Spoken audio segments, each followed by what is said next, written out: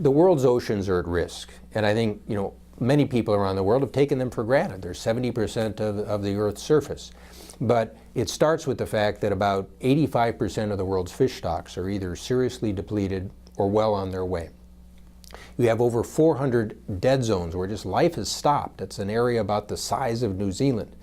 You've got coral reefs, which are critical sub-ecosystems that feed the larger life in the overall oceans, and those have been at risk. So for us as a development institution, it's also a core issue because about 1 billion people in the world depend on fish as their primary source of protein.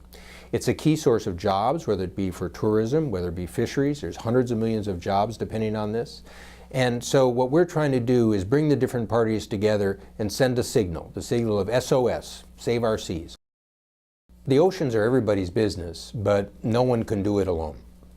And so you have a number of different participants that some add know-how, some add financial resources, and there's actually hundreds of millions of dollars being invested in the world's oceans. The World Bank, our programs invest over $1 billion in oceans issues. But the challenge is, how can we coordinate, cooperate more on this, try to set up some models of governance, whether it be for fisheries or pollution.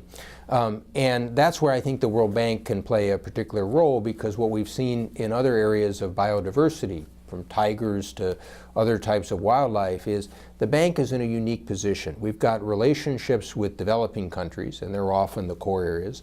We've got the developed countries as our supporters, scientific organizations, research organizations, and for the oceans, the private sector will be very important, because a lot of companies are realizing they can put themselves out of business if they deplete the world's fisheries. So we see this as a catalytic opportunity, and what we spent time doing over the past months is working with all these groups to try to focus on some key common goals, something to rally and coordinate the effort around.